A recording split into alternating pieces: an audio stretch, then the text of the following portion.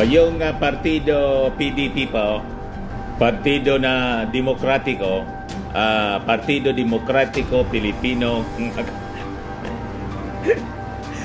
makapili. Kaya talaga niya, Mr. Partido Demokratikong Pilipino, PDP. Ano niya, Mr. Maravillas, yung balita, abandon ship na po. Yung presidente na mismo nila, tumalon. Sinking ship po, mga kababayan. Ayan o. Ito yung balita ngayon sa Politico News. Nagbabagang mga balita at pagtalakay sa mga isyu na lipunan. Pulsa, opinyon, para at paglalantad sa katotohanan. Pulsa, what you see is what you get. Unisan. Duterte ship is sinking. Pipito Alvarez resigns as PDP president. Talagang mangyayari yung sinasabi ni Rama. Silang dalawa na lang ni Maudix po ang matitira. Nagsipaglayasan na po, mga kababayan. Sino man yung magugusto sa ganyang uri ng partido na ang kinikilalang leader ko, destabilizer. Pero niya, Mr. Maravillas, di ba nagsabi si Maudix doon sa video message niya sa Nausog, sa Angeles City, na hindi man siya kontra kay Marcos? At wala siyang plano na tanggalin si Marcos? Maniwala man kayo sa bali-baliktad na statement po ni Maudix. Ipag-review mo yung mga previous statements niya po sa mga Nausog rally. Napakalinaw yung agenda niya. Pagkatapos kahapon, bigla naman kagabi po, iba na naman yung sinasabi.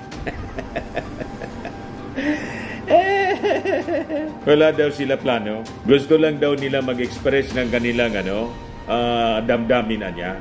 Pero wala, hindi man na niya ako galit. Ano pa, mga kababayan, nagsipagtalunan na po yung mga members nila sa PDP. Ito po yung latest, ibigay ko sa inyo yung kwento. Yung presidente na mismo ng PDP, si Pipito Alvarez, tumalo na po. Yan sabi dyan, the Partido Demokratiko Pilipino, PDP of former President Duterte has suffered another major blow ahead of the 2025 elections with the resignation of Palawan Representative Jose Pipito Alvarez as the party president. Sa sulat niya po, dated June 10, 2024, June 10 pa pala, Alvarez said his resignation was effective immediately. Tapos na po yung partido niya, ni Maudix. Sila na lang. At malamang, mga kababayan, itong si Alvarez, na-disown na siya po, yung mga statements po ni... Ka-expected na siya na talagang magre-resign as president. Yung mga atake po ni Digong sa ating Pangulong Bongbong Marcos, disown na niya. Hindi ba na niya yan party stand? Diba? Yung mga pagmumura ni Digong sa Nausog rally doon sa Davao, pati sa Cebu, disown po ni Alvarez. So ito na nga po yung naging pinaka-latest na aksyon. And possibly po, itong si Alvarez ay will join the majority party. Pwedeng doon sa partido ni Martin Romualdez yung Lakas, or doon sa Partido Federal ng ating Pangulong Bongbong Marcos. So maubusan po ng tao, mga kababayan, ang mga Duterte. Doon nga po kagabi, binanata na ni Baste si Bongo, kasi si Bongo po dumidistansya na sa kanila.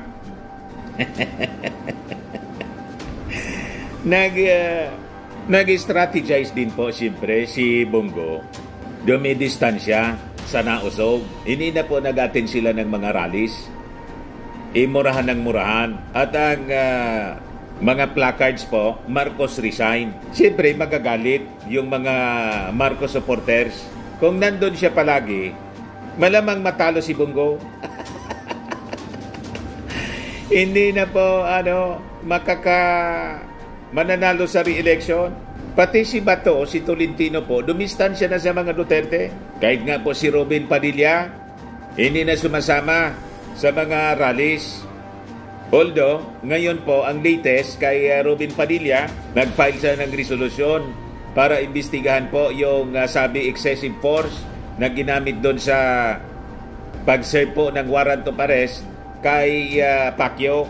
Hanggang doon na lang po si Robin Padilla masabi na hindi pa niya iniiwan, although hindi man po siya re-electionist senator, hanggang for ko mga kababayan na ibigay sa inyo yung full story ng balitang yan, click subscribe muna dito sa ating YouTube channel and hit the notification bell para lagi po kayong updated sa mga kaganapan dito sa ating bansa. Like and share na rin po ninyo ang ating video at huwag na rin po ninyo na skip yung ating mga commercial ads para tuloy-tuloy lang ang pag-unlad ng Bagong Pilipinas. Sa mga nagana po ng malinis and spacious fitness gym, pumunta lang po kayo sa aming Colossal Fitness Gym. We also offer Grab Car Rental with our brand new 2023 model ng Toyota Innova. We also accept booking for those who are planning to travel via PAL, Cebu Pacific, and other airline companies, local and international, and bills payment for Meralco Bills, Aleco Bills, PLDT, etc. Ang Colossal Fitness Gym is located at 3rd floor Security Bank Building, Lanco Business Park, Legazpi City, Albay. For inquiries, look for Gilon Maravillas, contact number 0966-802-0949.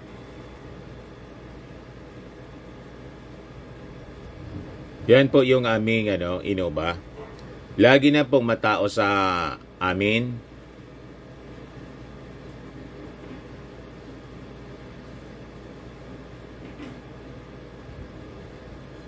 Yan po mga bagong clients namin.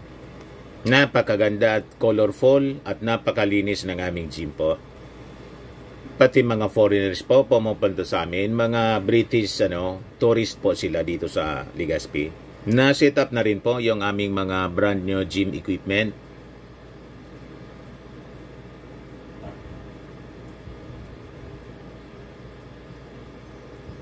May treadmill na rin po kami. Ito naman po yung bago naming product na binibenta online. Eye Glow Serum, whitening po siya. Tingnan ninyo yung epekto sa aking anak na architect before and now. Yung mga inquiries po ninyo, dumiretso na lang kayo sa kanyang Facebook account, Riz Maravillas. Ito naman po, Firmax Firming and Lifting Cream. Pinapahid po sa mga pulses and affected area. Mainam po sa paninigas ng mga kaso-kasuan. Ito naman po, Automax Radiant Serum. Sa mukha naman yung application, anti-aging po siya. You will look 10 years younger than your age. Sa mga cancer patients naman po, baka lang gusto ninyo itong itry. Neng siya red mixed fruit drink. Hindi mo po siya gamot, food supplement siya. Kaya lang, gawa siya mga kababayan sa goji berry. Yung goji berry, may anti-cancer properties. O ngayon, yung mga inquiries ninyo, dumiretso na lang kayo sa aming messenger sa Facebook para masagot namin agad. Ayos pa? Ayos na ayosan niya, Mr. Maravillas. 2028 pa po siya.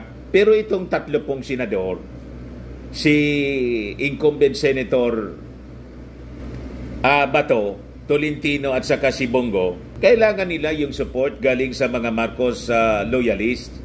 Kung sasama sila palagi, si Kwan nga po, hindi ko nakikita yung gustong kumandidato sa lineup nila, si Philip Salvador, umiiwas na rin po dito sa Nausog. Yan ang reading natin. Ang mga DDS po, kukunti man lang sila. Sa totoo lang po, maiingay lang po. Mas marami pa yung mga dilawan.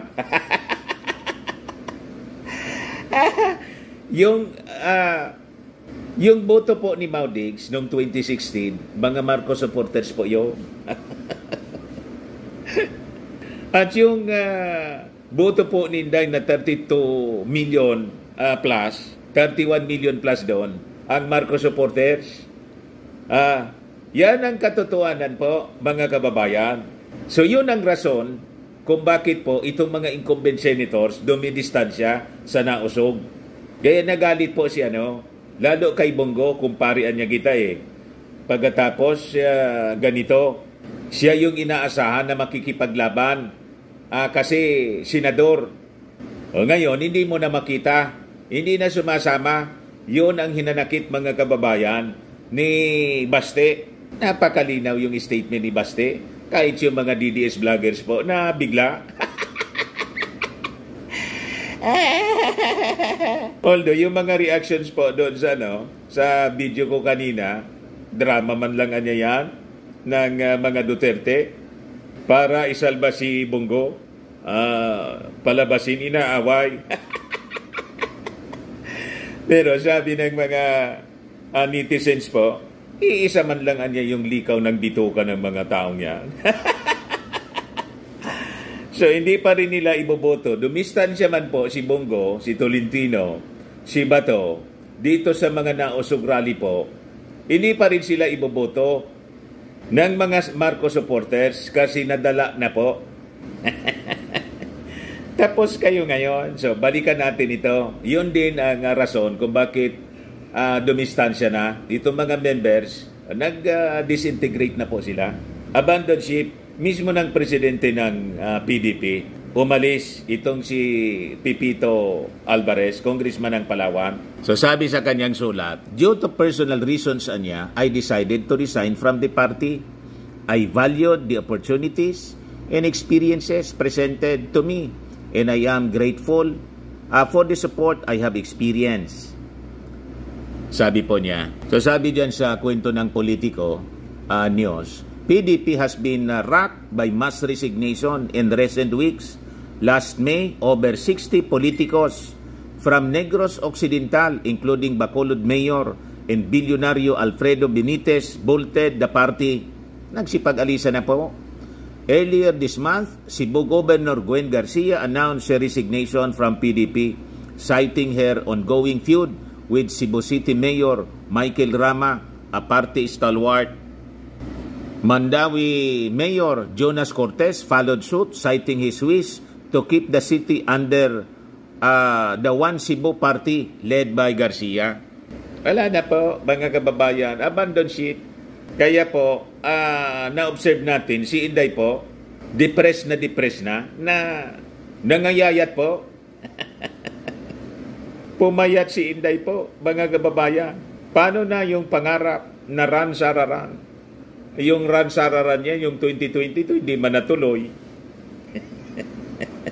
Kasi alam niya, hindi siya mananalo kay President Bongbong Marcos. O ngayon, umaasa pa naman siya, mga kababayan, na siya na yung i-endorse kasi nakipag-unit team na siya pa.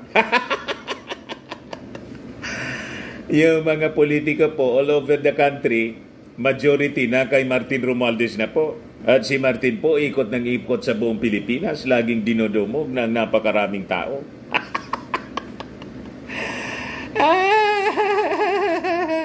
Kaya high blood yung mga uto-utong DDS vloggers niya.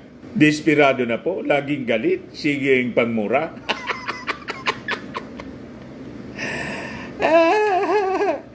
Habang yung mga vloggers ng ating Pangulong Bongbong Marcos, relax na relax, sige lang ang tawanan. Yan kasi, mga swapang kasi.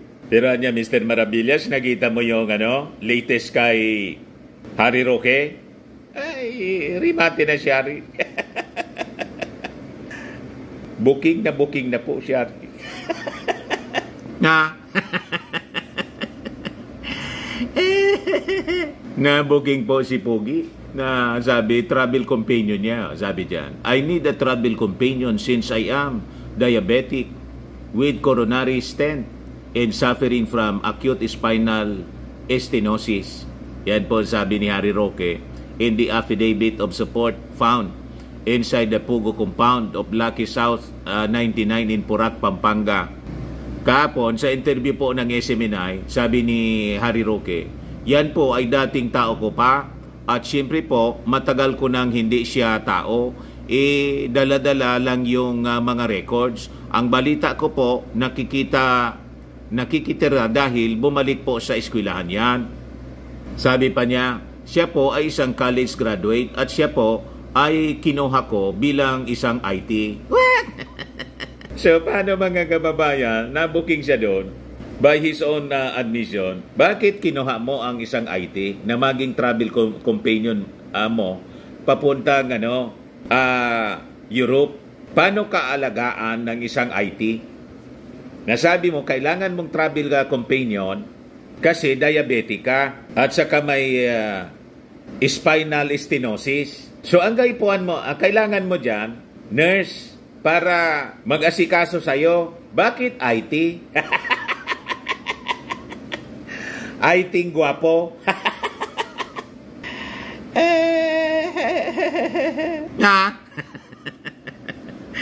Ito naman ang Philippine Star. Bakit naman nakahubad ang ginawa ninyong picture? Yan Philstar po ito. Sabi diyan sa report ng Philstar. Sila po ang nag-handle. Isang grupo po yan ng mga mag-barkada ng aking IT o aking social media presence. Sabi ni Ari Roque. Dahil sa kagadaldal ni Atty. Roque, mga kababayan, nagkalat tuloy yung ganito mga picture. Sino kaya ang taga-abot ng tuwalya ni Roque habang naliligo? May nakatayong lalaki po dito, nakatalukbong. Naging curious tuloy yung mga mamamayang Filipino sa galawan po ni Roque, pati yung kanyang pusing. At talsik ng kanyang mga daliri, inobserve ng mabuti ng mga tao ngayon. Ay, Atty. Rostom. Ay, Rostom. Bakit ba na pumasok sa isip ko si Rostom? Roque pala, hindi Rostom. Ay, Atty. Roque. Pero mas bagay sa kanya yung Rostom. Ayan man lang po, mga kababayan. Ako po si Dante Maravillas. Bye-bye. God bless.